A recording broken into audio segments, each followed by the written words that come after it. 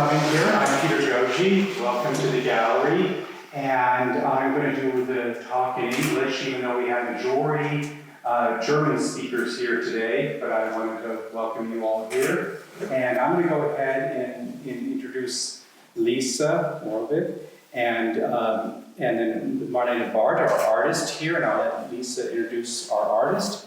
So Lisa is a Vienna-based writer, curator, and art historian. She teaches at the Academy of Fine Arts in Vienna, and her research focuses on performative elements within the visual arts, specifically human, digital, and animal connections. And upcoming work includes her monograph, Dressaged Animality, Human and Animal Actors in Contemporary Performance, will be published in about August or so, correct?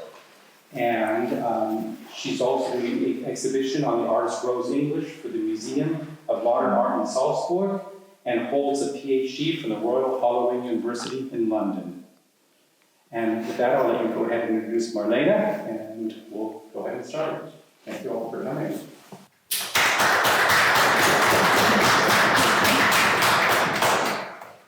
Yeah, thank you so much for the invitation of letting me have this conversation with you here. Marlene Bart is an artist, but also a researcher. So it's quite interesting that we have many parallels as well in our work.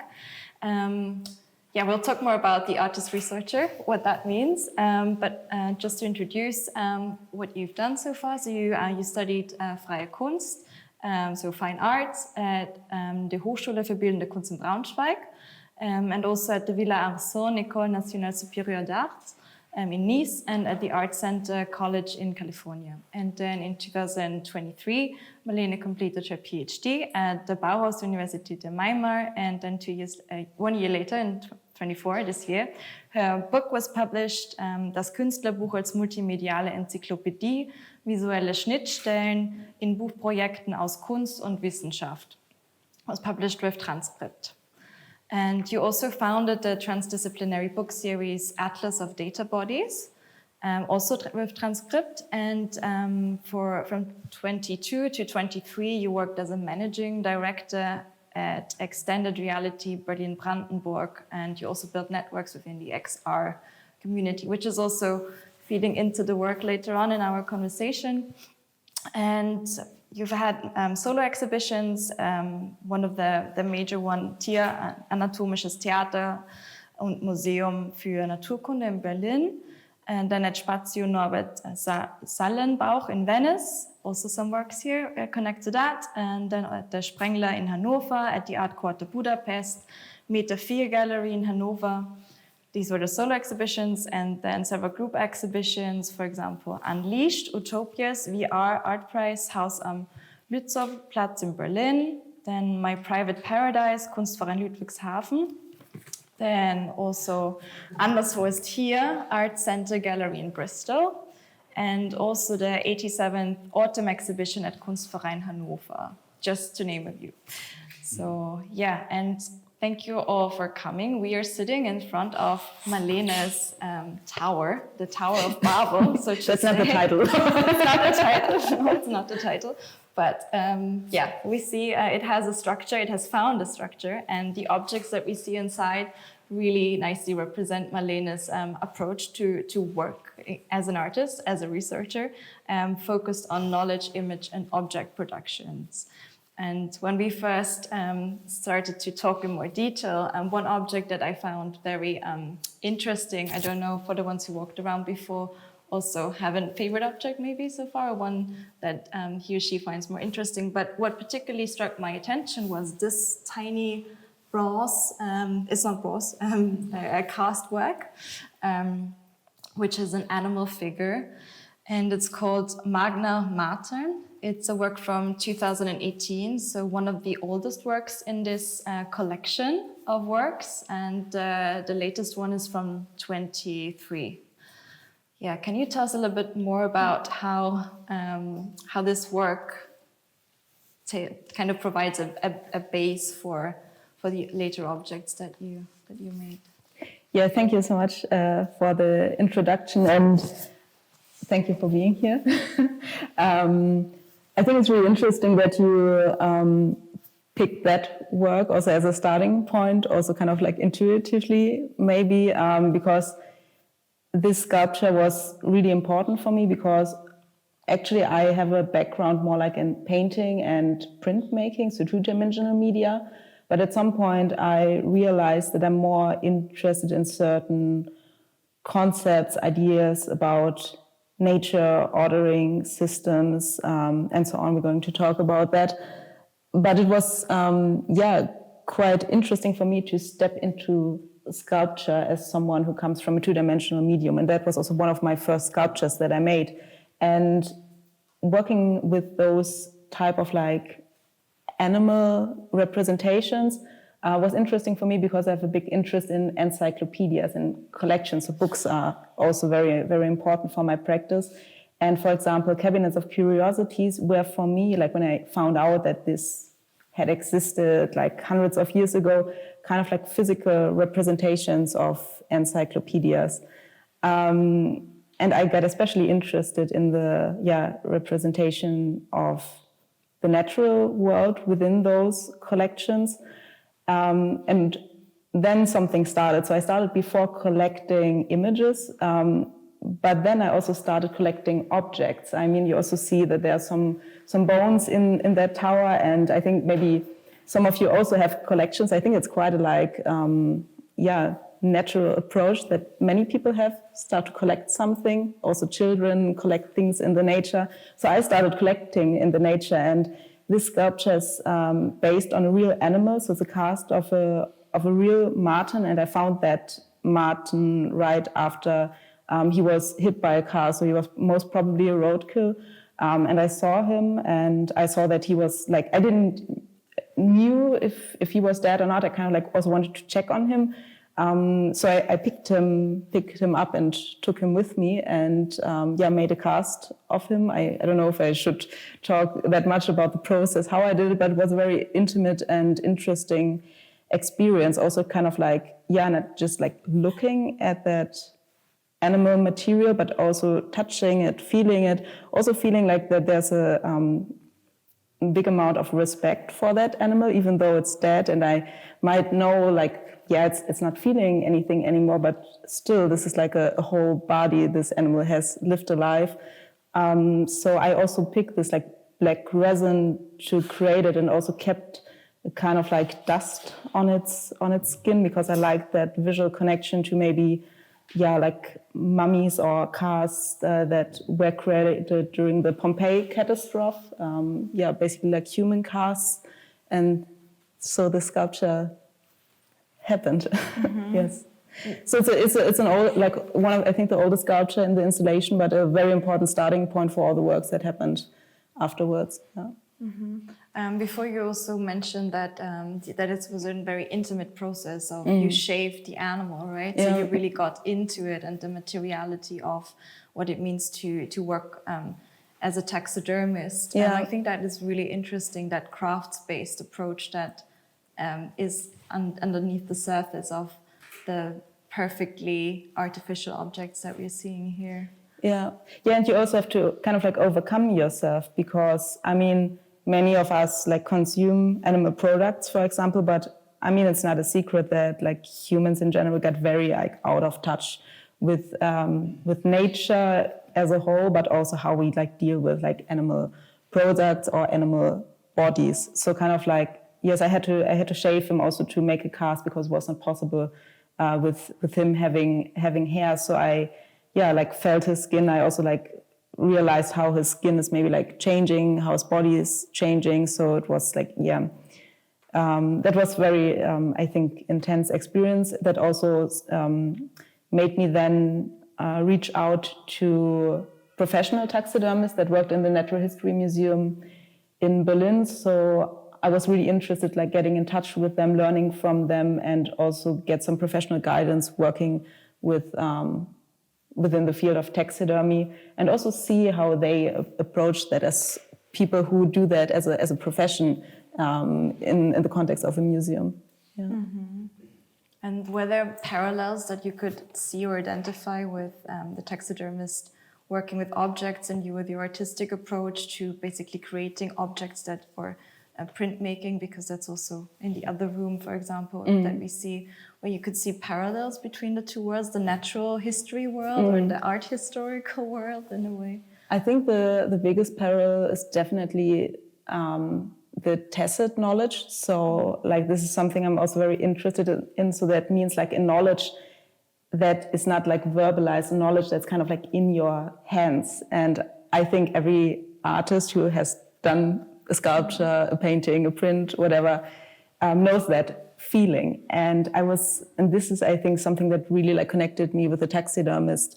There were, of course, like also like many differences. And I would also say like many taxidermists have like different diverse ideas about their practice. So they have their own like kind of like systems where they kind of like see themselves, place themselves. They're like competitions for taxidermists. So I naturally don't see myself in that world, for example. But I think what really got interesting, and this is still a big subject for me, was, for example, when we worked with the skeletons. So I started like doing skeleton taxidermy and also trying to put skeletons back together. And then one of the taxidermists said to me, this is basically like a little bit like a three-dimensional puzzle. And I thought, oh my God, that's so interesting. A three-dimensional puzzle, like a structure system that is already provided by nature. Am I like reconstructing it? Am I deconstructing? What am I actually doing here? And yeah, so I don't know if I answered the question, but yeah. Yeah, it's interesting to come back to the idea of copying or like life drawing. One of the ancient artistic practices, life drawing. So having nature as a model and then art becomes the copy of it, or even more sublime than nature. Yeah. If we want to take it that direction. How have you ever studied life drawing, or was that also something you've done before?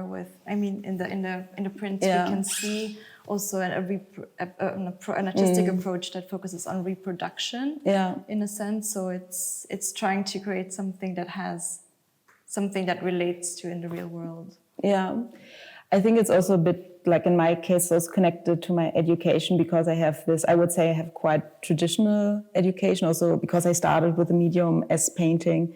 Then you would also draw a lot like from nature, like look a lot at like objects, also like take objects home with you, really like try to study it, think yourself into it. What now became like a bigger part, like it's still representing nature, kind of like working around that feel of, this like kind of like intertwined or like energies that flow back and forth between humans, natures, and technologies. Accumulating is a very important part of my practice. So I have a collection that is about 4,000 images, and those images are based on different encyclopedic books, like starting from the 15th century on to like Brockhaus' first CD version and Wikipedia, and I collect all those images, and those images are usually like then the starting point for the work. So it's not so much like drawings that I create, but I work with that like as a kind of like, visual toolbox. Mm-hmm. Yeah. Is that then your collection of inspiration, basically your own two-dimensional cabinet of curiosity? But you also mentioned before that you started to collect objects. What kind of objects were these? I mean, lots of like different objects. I think it's always what really I find fascinating still is how humans collect, because collections are such an old subject. And I mean, like maybe you know Julius von Schlosser, like he wrote a lot about like cabinets of curiosity. Is also put it looked at some really interesting connections, approaches, elements of it. But what was especially interesting for me, I start collecting, but when does it becomes an order? When do I develop a system? When do I start thinking about, this and that are my categories? Do I even want to have them? And how is that happening? Yeah, so this is, I think, an important element, like always when I collect something. But my collections, private collections, are really, in German you would say like skurril, like very absurd, like I guess. It's not also so much my interest to make everything I collect visible. Like every time I it's a conscious decision to bring objects together in an exhibition context like here or in a printmaking piece. Yeah. Because you mentioned the ordering system, also the title of the exhibition, Ordnungswut, so something that is very, in a way, aggressive or like has a particular energy of wanting to order, to put something into order, which we see with the white boxes, and they were made by, you mentioned, people you've worked with, and you developed the design for it. So the objects came first, and then kind of the system followed. Yeah. And the light and the installation, like for this exhibition. And the objects are so diverse, like the materiality one, like we have a lot of Murano glass, also the frog, but we'll come to the frog later. Yeah. And then, more material, like natural materials. But then, the bones, for example. I don't know if one of you got very close to the bones, so they are not real, right? They are real. They are real. Yeah. They are real. Okay, because when I was here the first time, I had this massive, idea. No, they actually can't be real. They can't be real. They wouldn't fit the order of the tower. Yeah. The bones are also a bit for me like for me those, I work a lot with like modules, like different type of modules. I also have modules that are much higher and without any like glass or anything in it. It's always important for me that they stay flexible. So for me, they also work a little bit like skeletons. So this is why I also love this description of the taxidermist, of this three-dimensional puzzle. So so this is why the bones are in there. So with like also kind of like, comment from myself on what that kind of like structuring or like construction means for me. Yeah.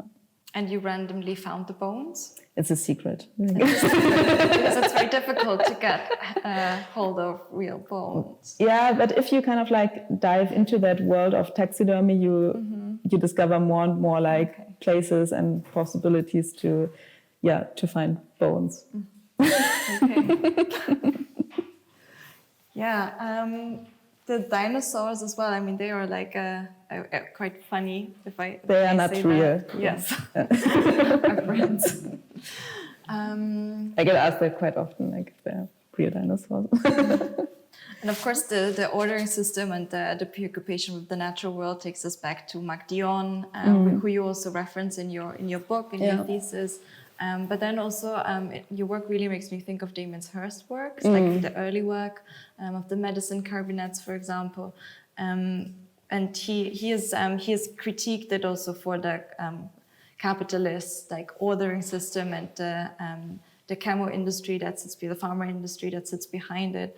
And I guess thinking with or through Damien Hirst's, not legacy, but like the connection that I think is visible as well.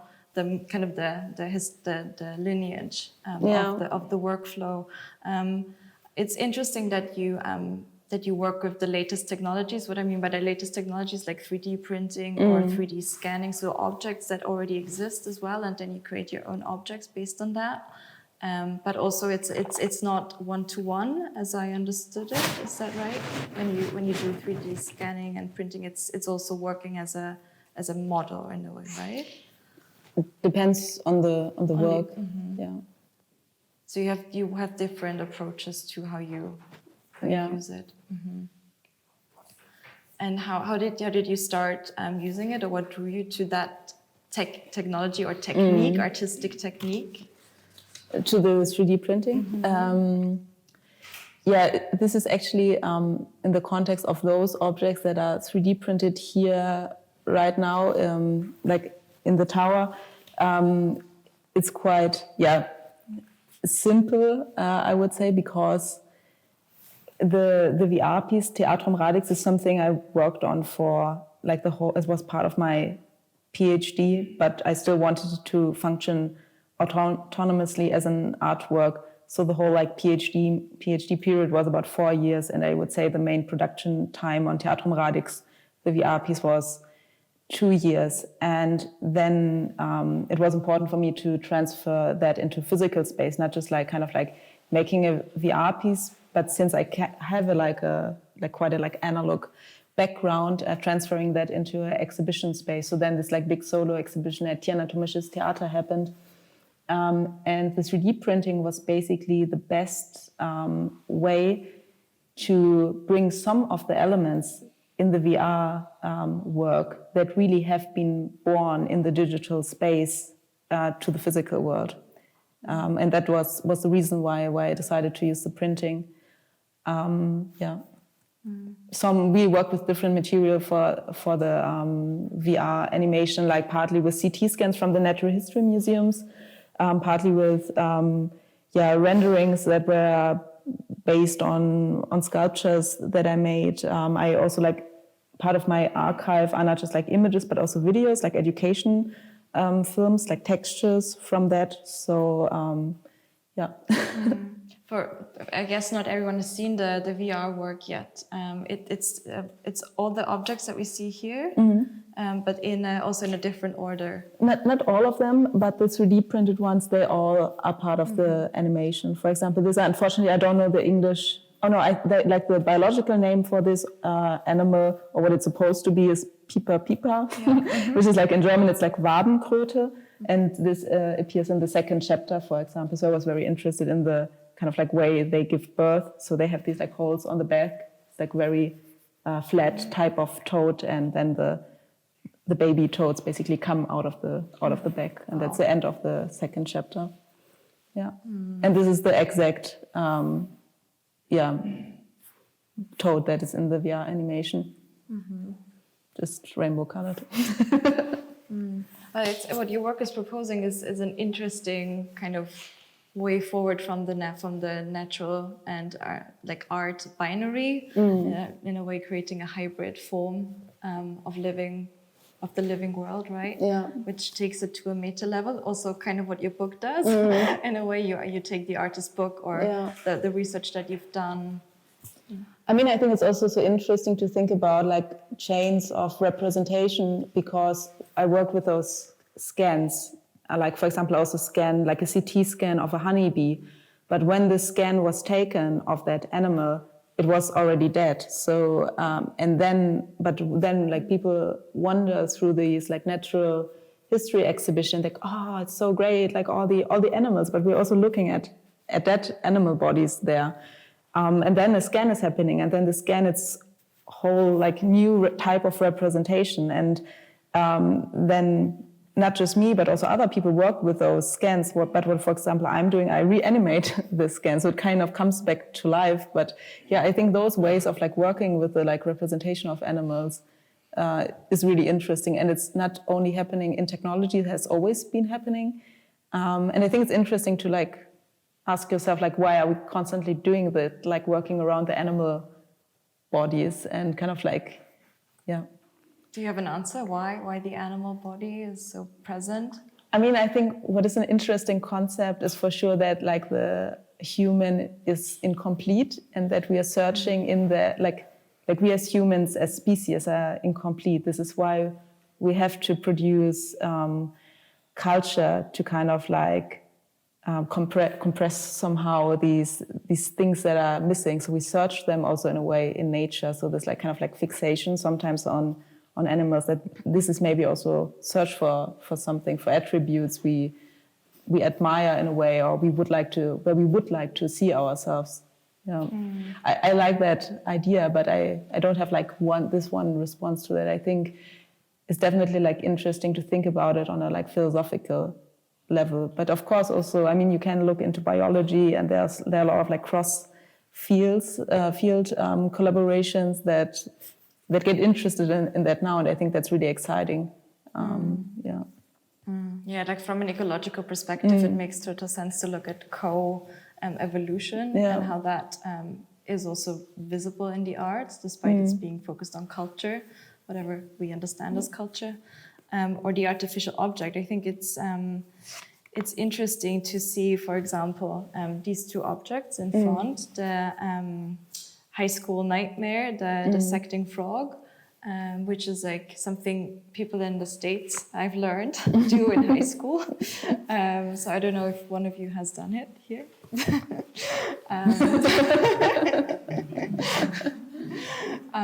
Which is for me, it's the first time I'm seeing this close up, as even it's not real, but it's as an object.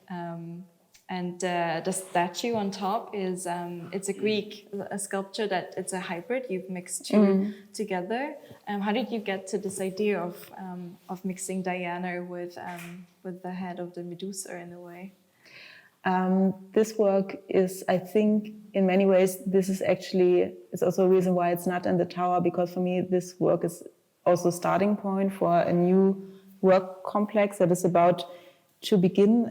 Like Diana herself, like in my work in general, no matter printmaking or video work or sculpture work, quite often I develop different types of like alter egos that represent me in my work somehow. There's also like another alter ego, which is a little girl. It's a drawing from an old children's encyclopedia from the 16th century called Orbis Pictus, and it's an image of her.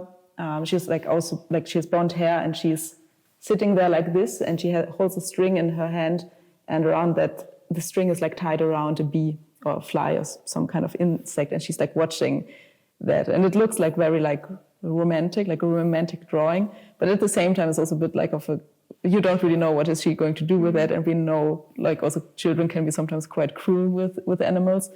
But I find that interesting, the way she's looking at it, and it's like a bit like a thinking pose. So she's also like, for example, one of those female figures that reappear in my work, and it's a bit the same with Diana. So for me, Diana is interesting, especially as a huntress, but also in terms of like her mythological meaning. And at the moment, I'm really interested actually in goddesses, and like also like I'm looking into different like research works that also like look at that subject, and also at blind spots in like religious history, like goddess figures that have been kind of like not really been spoken of in the last like 100, 200, 500 years. So this is something that interests me, like on the one hand, like using her a little bit like Diana herself, like as a huntress, like maybe huntress for information as an alter ego, but also kind of like developing like an access to these like goddess figures and see what do they mean? Maybe like now we just kind of like they've existed for so long, or the concepts of them, but do they still mean anything today? Because quite often in terms of this technological change, it's for me very much connected to an approach to knowledge that is almost a bit like in the Middle Ages or in an ancient time. So kind of like using, for example, like AI, a bit like an oracle, kind of like looking for something that's in there. So this is like my interest in these like goddess figures, and the like headpiece that she has. This is was like the first kind of like approach to maybe like try to work a little bit with AI within my work. So this is generated by a ChatGPT and Grasshopper, like all this then kind of like developed further. So it was not like kind of just like putting that in and then this was the exact outcome. But I was also invited to an exhibition where artists were invited to think about, relate to AI technologies, and that was my first reaction to that. Like, so I would also see that work a lot as a starting point. Mm-hmm. Yeah. And it's she's standing on a coconut pedestal. Yeah. Yeah. Yeah. And because you mentioned the let's say mythical narrative in a way, your book, which is also there in a printed version as an object. In what way do you see your artistic role as deconstructing? Like not, I'm wondering if you do this intentionally, right? Deconstructing because you find the narratives are reproduced, or something is kind of wrong with the narratives, or how could the narrative be amended? Is that something you're thinking about when you're working? Yeah. So what's like very like I think like central points in my work are these like, or is the like kind of like element of like these looking at these encyclopedias, these knowledge collections that have been around for such a long time, and so many also other visual artists get inspired, excited still about those knowledge collections, and also especially the beautiful like images within them. And then there are also, of course, like, eyewitness books, like children's encyclopedias. I'm especially interested in the knowledge metaphors. something that is maybe a little bit more fluid, and also something that was created, like especially in the like Middle Ages and early modernism, to have some sense of a world order or something like that. So like visualizing the world also as a book, or the knowledge metaphor of the theater, like, and especially the theater one is very interesting to me, because people who like kind of like heard about it, like heard the term or maybe thought themselves into it, they could be a player in that theater, but they could also be like the viewers, so they could take different roles in that theater metaphor. And also for a very long time, encyclopedic books were not called encyclopedia, but for example, like Theatrum Botanicum. So it's already, for me, I was really excited when I found out about that, because it already implies an immersive space within that concept. Now I got a bit carried away, but yeah, the deconstructing. So I'm looking at a lot of stuff, and I'm very also like interested in like discovering those different knowledge metaphors. I especially worked with the one of the theater. But at the same time, I think it's so important to show that there are like, there can be like lines between what would be, if there would be like a kind of like network grow over or through those structures. When I worked, for example, in the Anthropocene Theater, so that's a very beautiful historical architecture by Karl Gotthard Langhans, who also, for example, created the plan for the Brandenburger Tor. So he's a very like, well-known architect, and it was supposed to be a very representative building and anatomical auditorium. So it's a space that has a very strong visual hierarchy. And how can I maybe create a network, not by just purely like maybe like making a network with like strings or something inside of it, but through movements that that people would, for example, like follow like vitrines or objects within that theater, and so create their own network, like their own individual access to knowledge. So how can maybe the encyclopedic concept that's very much tied to the book become something rhizomatic? How can it become something fluid? So I'm kind of like not taking I'm not taking away all the order that is there, but I'm kind of like showing there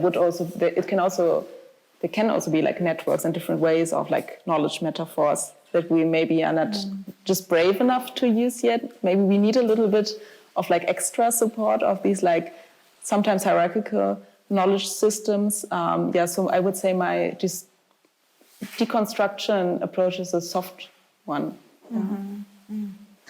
It's interesting to like maybe focus on what knowledge is, right? As you did a PhD as well. I did my own PhD. Yeah, I also looked at the encyclopedia, but I looked at the French during the French Revolution, Denis Diderot, the revolutionary dictionary, basically, who also has loads of images in there, and also space was really important, so that, for example, different workshops were captured, and the objects that they used, for example, a bakery, what kind of objects do they use and how do they then apply it as well? So the description, like, basically tell you how to do it. So text and image was separated there as well. But it's interesting, like, wasn't it also like the first encyclopedia that was not in Latin, or one of the first ones that people could actually read even though they wouldn't have had learned Latin?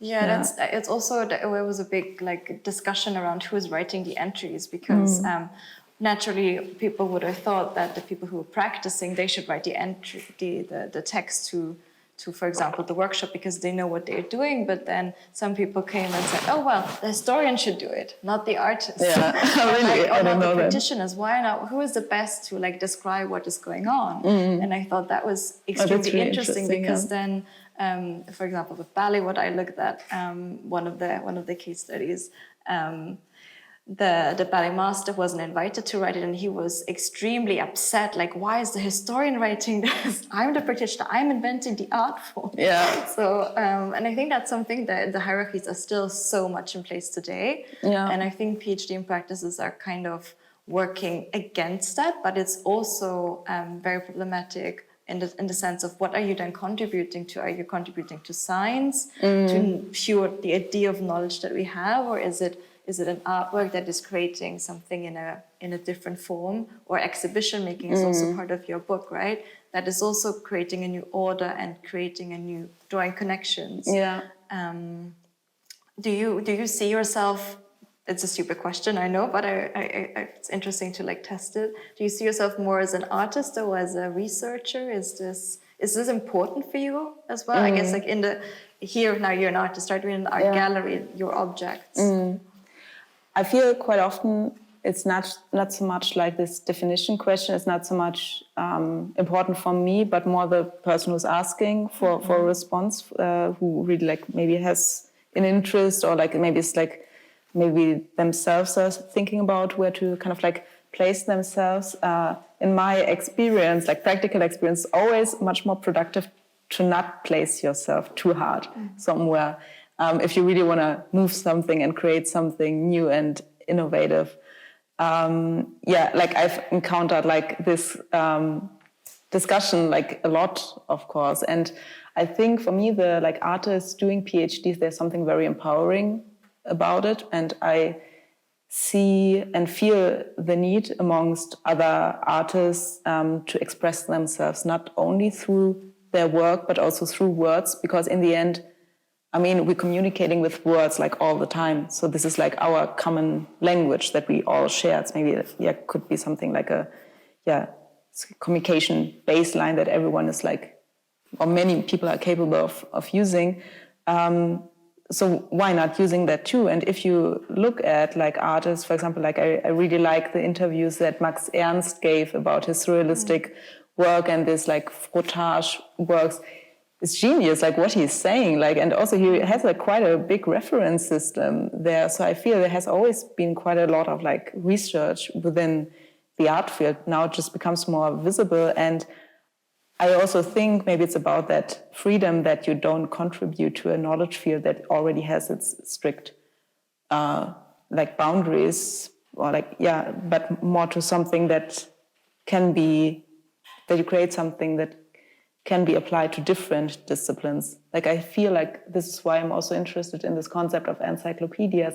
There are certain like parallels between this idea of like universal thinker or universal knowledge, like also like personas like Goethe, for example, like he did like all kinds of stuff, and no one really like, I mean, maybe people did come to him and ask him, what are you actually? Even the color theory, I guess the color theory is like the most dominant. Yeah. So I can answer that question, but maybe right now I prefer not to.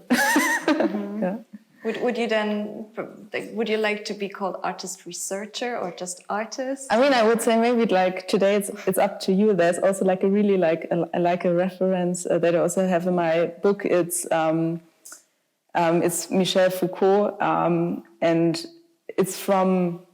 it's described by Judith Butler. So she describes the situation when Foucault is interviewed, and I think it's also like about this kind of like, where would you like see yourself? And he just starts laughing. Like, and I really like that. So he really like constantly like kind of like took himself out of that definition question.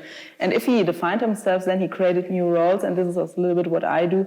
For example, he called himself an archaeologist. For me, in my book, I'm a like künstlerisch forschende Enzyklopädistin. So I'm becoming an encyclopedist, but I can take on like different roles that are maybe also a little bit performative in a way. Yeah, so I think it's important to create these new roles to create new knowledge. Mm-hmm. And it is sometimes also, of course, distracting. I encounter that distraction a lot. Yeah. And another provocative question, where do you feel you're creating something new within the vast amount of knowledge that is floating around? I think especially in terms of an understanding of what knowledge can be, and this whole discourse about what is actually artistic research. Is it expressing itself just in words, or how much is it expressing a type of knowledge through an actual artwork? And that's important for me to contribute to that and also make clear I'm not creating that just because like there was like some like genius moment when I was like standing in the shower or something, and then it just happened. It didn't just happen. There's like a lot of like like there are a lot of like layers in an artwork, and they can come together differently. And if we think about knowledge production, quite often we use, like in the 21st century, we talk a lot about rhizomes or networks. We're using the internet every day thinking it's a network. But within an artistic process, having all these like access to emotions, cognitive information, we're also like intertwining a network. And when I look at a piece, I can maybe access that type of network. There's also like a neurologist who wrote interesting texts about, like Wolf Singer, he was wondering, what's art actually about and why do people create that? And he looked at it from a neurologist's perspective, and I found that so interesting. And he came also to one conclusion, that was art works as a communicating, or like as a, like, how you say, like Knotenpunkt, like counterpoint or something like that for communication. So brains can communicate through artworks with other brains, basically. And I think that's interesting if you think about that. Like, yeah, so I do think it can definitely help to kind of like move forwards in that field, because hierarchies are extremely strong. And I feel it's so, we are so afraid of stepping out of an order where we feel, oh, this system works. There's also this like never change a running system.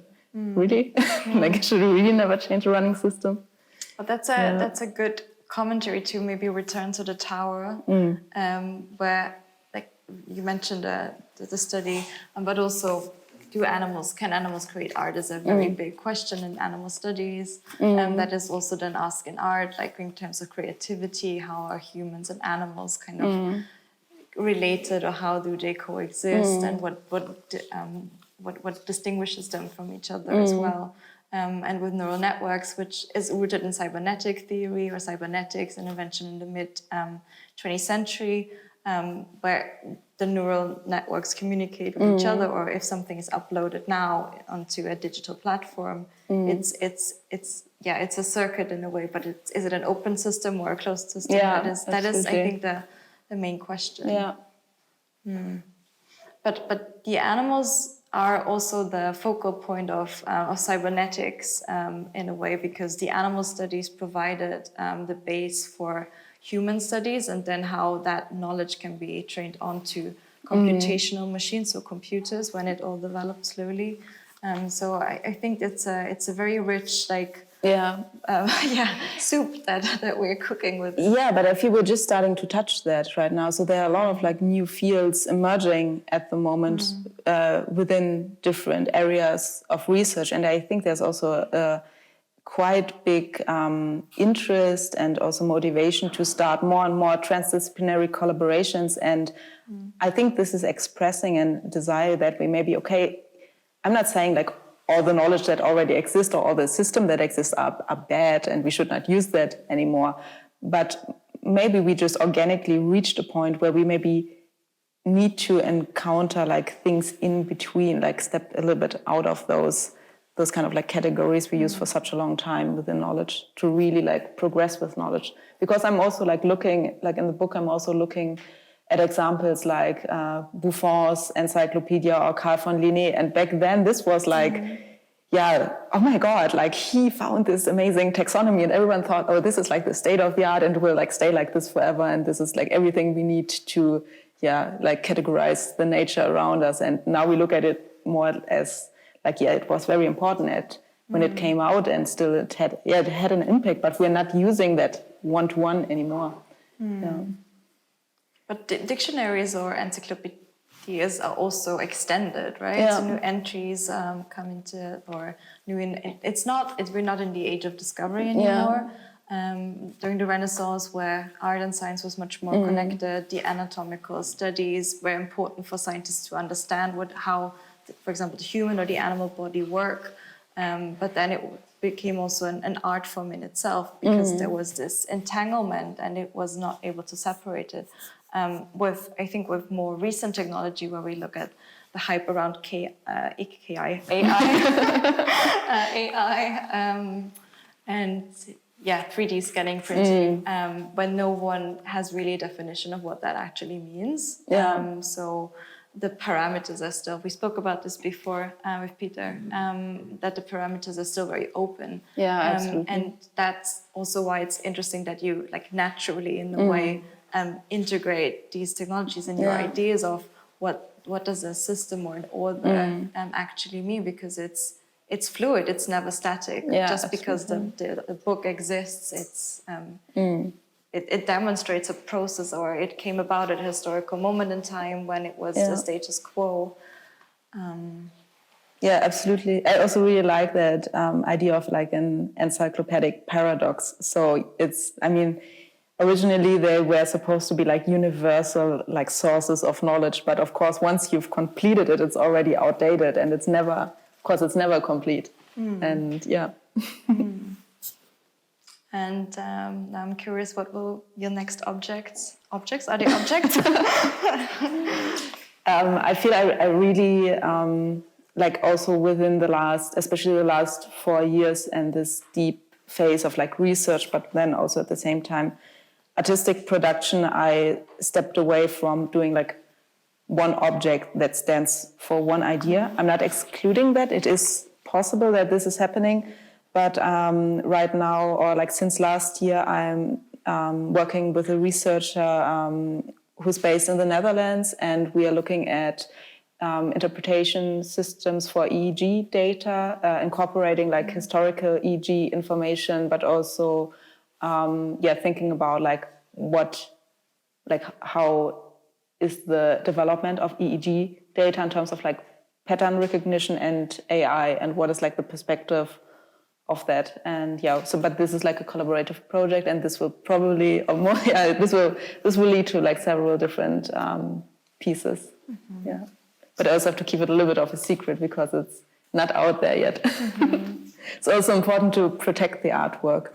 I think in this process of like creation, but this is also individual, like from artist to artist. But for me, it is important to protect the piece, to give it this autonomous space. And well, we're curious what we'll see here next in this room. Do you have any questions for Marlene? I mean, you don't have to. I have a question about I don't know if you talked about this, but I don't think so, about the hierarchy of things in the tower, and how you chose those where.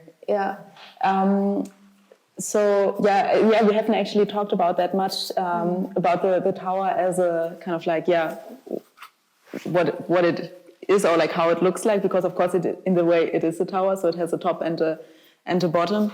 For me, when I kind of like created that work, first of all, like I was interested in like also seeing how I could work differently with those modules, because they've been in the theater before. And in the theater, it was a bit like kind of the reversed way. So they've been more like how would you call that? Like this kind of like a, if you know what I mean. You have to watch the VR work now to see it. So first of all, like kind of like intertwining that, but at the same time, of course, it is also a bit of a reference to the Tower of Babel and this story around it, and this like urge of the kind of like desire of creating a tower to getting maybe like closer to God, to some kind of fulfillment. But at the same time, we know how that story ended, so they failed. So there's also like for me a connection to that encyclopedic paradox. But at the same time, I wanted it to be like a bit like a breathing system. This is why we have this light element in the center. So I wanted to be the feeling like entering the gallery, almost a bit like a like kind of like overlight situation, like a bit like in a like a bit sci-fi-ish, and that then those module pieces would be like connected to some kind of like how you say like Nabelschnur with each other. And the objects inside of the tower, there is actually no hierarchy. So I try to, like what I also did in the theater, through the different materialities, to build like connections that work a little bit like a network. Yeah. But there is no like kind of like this is on the top and this is off the bottom in terms of where they are. So I'm more kind of like trying to maybe like give an option of how the different materialities and types of object could access a different way of looking at them. For example, you discover a 3D printed object and then you start like searching, or where do I find another 3D printed object? Yeah, that's in terms of the ordering in this tower.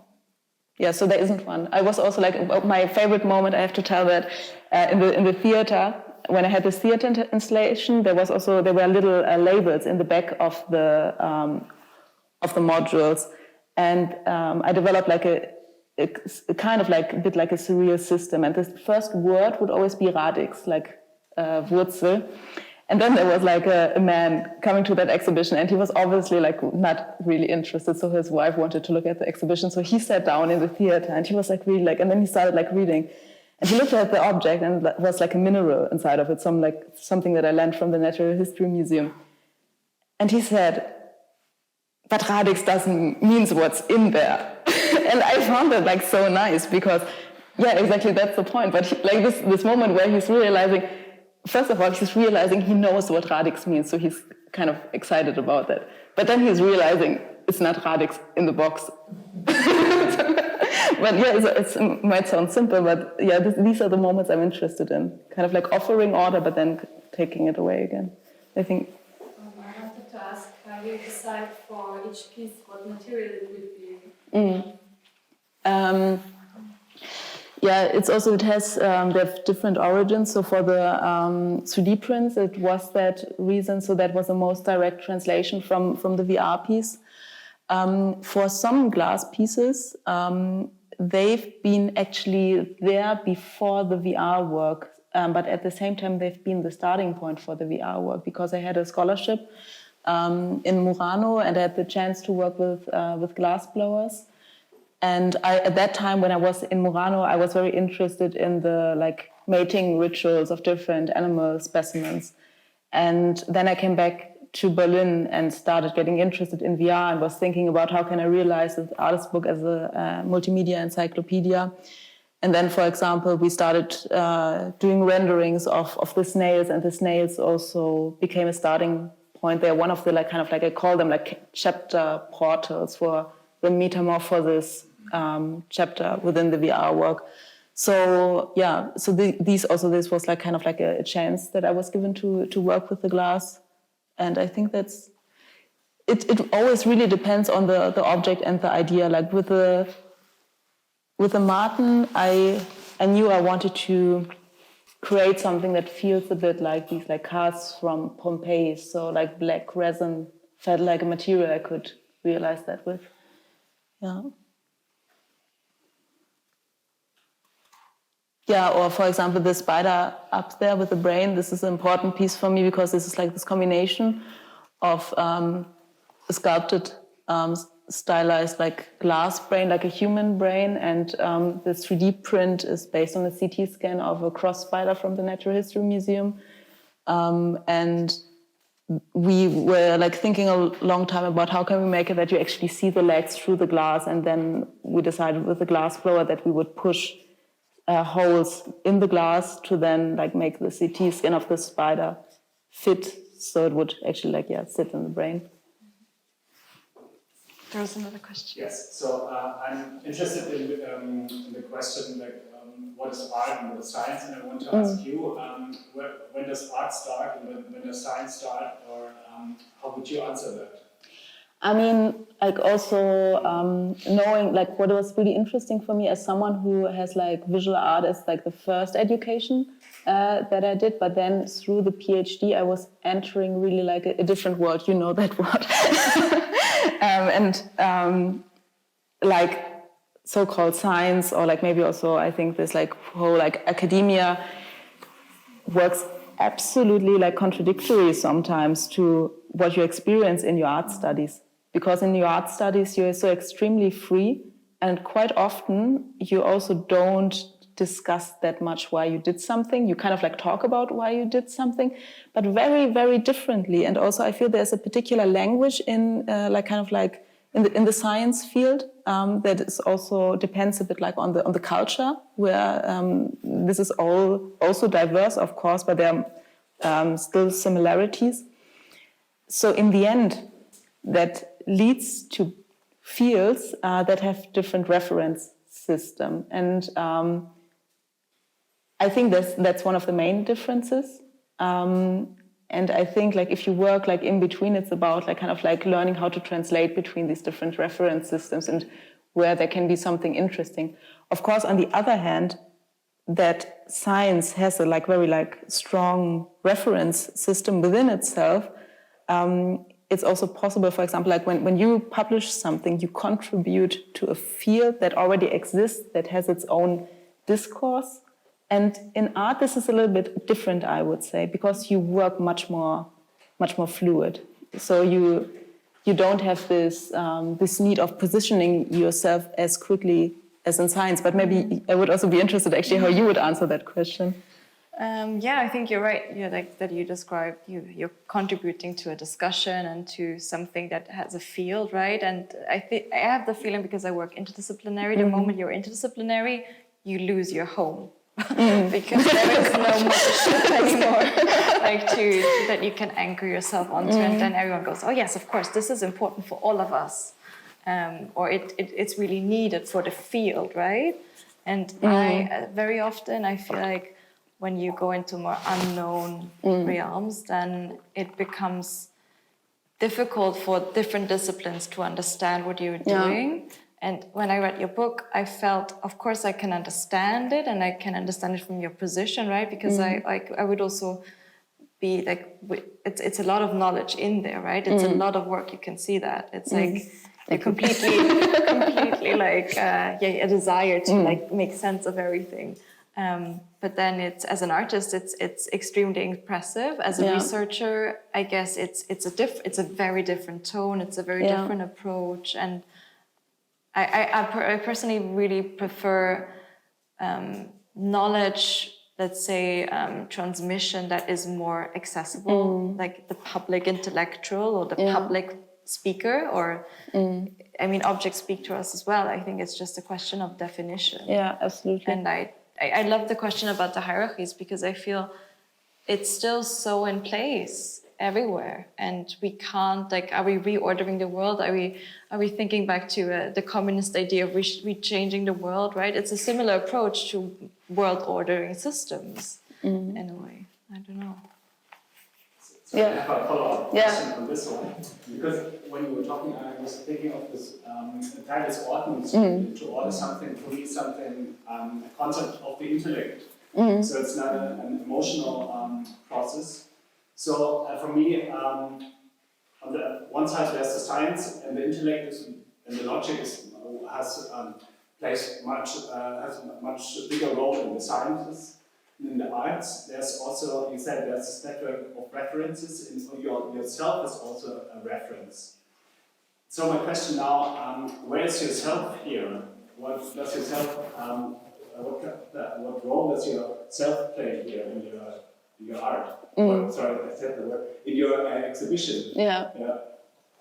That's a really good question, I think. But also I want to, there's an interesting publication by Michaela Ott and Dieter Mersch, which is, I think, just called something like Kunst und Wissenschaft. And they give a really good overview about the discourse of art and science, and also a little bit the stereotypes. But also, of course, Gallison and Dawson and objectivity. And this is you read quite often about, in the art you have the subjective, and in the science you have the objective, for example. But then they also really dive into an interesting discussion where they show it's also not always that objective in the science, that you also need elements of experimentation and all of that. I mean, the question that you asked, where are you in that? I can answer that in so many different ways. For me, this is also what I'm working on, and this is something that I think is for me very important in terms of artistic practice. And many great thinkers and artists have commented on that you, through what you're doing, you're getting in touch with yourself in a way, and a very authentic version of yourself. And I think also maybe it is also this encyclopedic paradox what keeps me driving as an artist. I really like this project also of Giulio Camillo I am referring to in Theatrum Radix, because he had this idea of this like universal theater, like a theater of knowledge. And he wanted to build it, and he wanted the French king to pay for it, to build it, and it failed. So it was like kind of like a bit like also like a desperate project that never has been realized. So like maybe the charm of the unfinished, this is something, that really like interests me like very, very deeply. And I feel what also keeps me confronting that questions of art. Also, I'm a very untidy person, so maybe it's yeah. Yeah. Well, if there are no other questions, then... Yeah, thank you so much. That was great. Thank you. And thank you. Yeah, and go and check out the Vienna.